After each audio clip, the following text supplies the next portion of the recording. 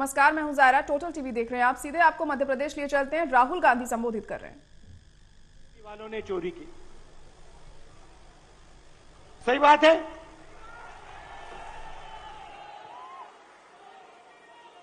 भाई और बहनों, 18,000 किसानों ने यहां पे पिछले 18 साल आत्महत्या की है। 3 किसान हर रोज मध्य प्रदेश में मरते हैं। ये इनकी सरकार है। क्यों? क्योंकि ये चुने हुए लोगों के लिए काम करते हैं। पहली बार हिंदुस्तान की हिस्ट्री में पहली बार किसान टैक्स दे रहा है। इन्होंने जीएसटी लागू की और 5 कानून लाए, काले कानून, किसानों को दबाने के, खत्म करने के कानून। हिंदुस्तान के सारे किसान इनके खिलाफ खड़े हो गए। नरेंद्र मोदी जी कहते हैं किसानों के फायदे के लिए मैं ये कानून, काले कानून लाया हूं। अगर किसानों के फायदे के लिए कानून लाए तो किसान सड़क पे क्यों उतरे हैं?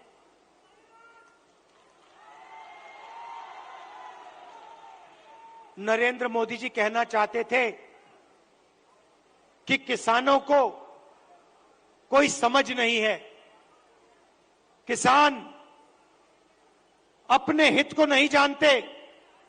नरेंद्र मोदी कहना चाहते थे कि हिंदुस्तान के 2-3 अरबपति अदानी जी किसान को फायदा पहुंचाने के लिए काम करते हैं। भाई और बहनों, आप कर्नाटक जाइए, राजस्थान जाइए, छत्तीसगढ़ जाइए, हिमाचल जाइए।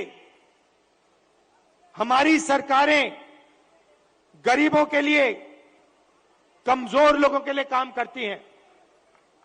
कर्नाटक में हमने 5 गारंटी दी, गरीबों के लिए, महिलाओं के लिए, किसानों के लिए। आप जाइए, कर्नाटक में जाइए, कर्नाटक की महिलाएं बस में जाने के लिए 1 रुपया नहीं देती हैं, मुफ्त में घूमती हैं। कहीं भी जाना हो कर्नाटक में, कर्नाटक की महिलाएं फ्री में जाती हैं। हर महीने उनके बैंक अकाउंट में सीधा पैसा आता है, सरकार पैसा देती है। छत्तीसगढ़ में जाइए, किसानों का कर्जा माफ किया, किसानों को सही दाम दिलवाते हैं। राजस्थान में जाइए, स्वास्थ्य के बारे में पूछिए, मुफ्त में वहां पे दवाई मिलती है। 15 लाख रुपए का वहां पे फ्री में इलाज होता है। हार्ट सर्जरी करवानी हो, बड़ी से बड़ी सर्जरी करवानी हो, राजस्थान में जाइए, पता लगाइए, राजस्थान की जनता को वहां पे फ्री में सर्जरी मिलती है। सरकार जनता के लिए चलनी चाहिए। सरकार किसी संगठन के लिए या 1-2 बड़े उद्योगपतियों के लिए नहीं चलनी चाहिए। और ऐसी ही सरकार हम यहां मध्य प्रदेश में चलाना चाहते हैं। और कमलनाथ जी का काम आपने देखा है, काम करना जानते हैं। और जो उन्होंने काम शुरू किया था, वो काम वो मध्य प्रदेश में पूरा करने जा रहे हैं। मैं आपसे आखिरी बात कहना चाहता हूं। पार्लियामेंट में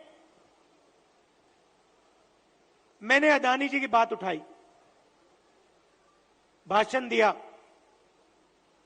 जैसे ही मैंने अपना पार्लियामेंट में अदानी जी का भाषण दिया, वैसे ही बीजेपी ने मेरी लोकसभा की जो सदस्यता है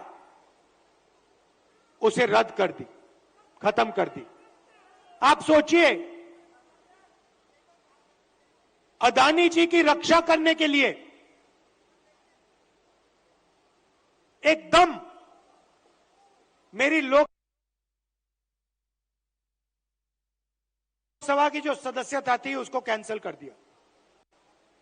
मुझे कोई फर्क नहीं पड़ता, करिए जितना करना है, मैं सच्चाई बोलता हूं और देश के सामने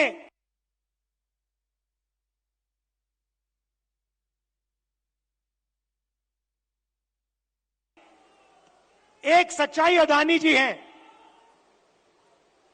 पोर्ट्स देख लीजिए, एयरपोर्ट्स देख लीजिए, इंफ्रास्ट्रक्चर देख लीजिए, धान के साइलोज देख लीजिए, हर जगह आपको अदानी जी दिखाई देंगे। अदानी जी किसानों के जेब में से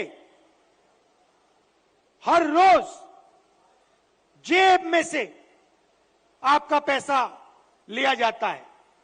इंफ्रास्ट्रक्चर में, डीजल में, पेट्रोल में।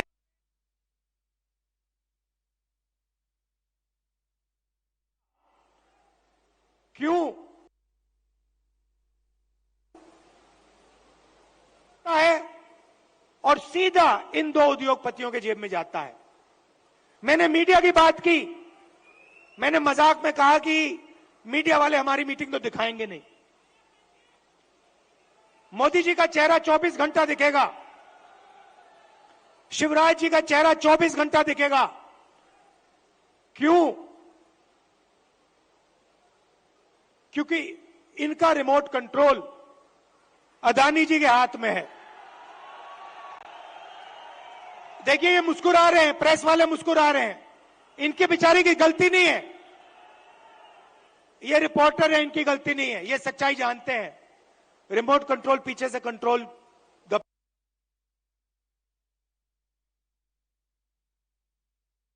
कांग्रेस पार्टी ने उठाया, बीजेपी ने कोई जवाब नहीं दिया। एक और सच्चाई है और वो सच्चाई शायद अदानी जी से भी बड़ी सच्चाई है। कुछ दिन पहले बीजेपी ने महिला आरक्षण की बात की। महिला आरक्षण में हमने एक सवाल उठाया, कांग्रेस पार्टी ने उठाया, बीजेपी ने कोई जवाब नहीं दिया। हमने दो चीजें कही। हमने पहले कहा देखिए ये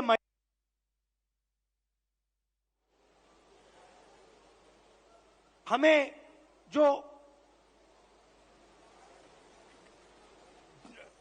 डीनोटिफिकेशन, मगर इसमें आपने दो छोटी सी लाइनें लिख रखी हैं। सबसे पहले इन लाइनों को आप मिटाइए। लाइन क्या थी? एक लाइन थी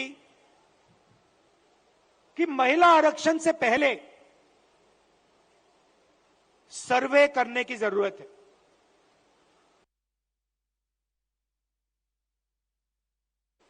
और दूसरी लाइन, महिला आरक्षण करने से पहले हमें जो डीनोटिफिकेशन होता है उसको करना है। इससे क्या होगा? इससे महिला आरक्षण 10 साल बाद होगा, आज नहीं होगा। तो हमने कहा पहले ये दो लाइनों को आप बदलिए। और उसके बाद हमने और भी गहरी चीज कही और सवाल पूछा कि महिला आरक्षण में ओबीसी आरक्षण क्यों नहीं है?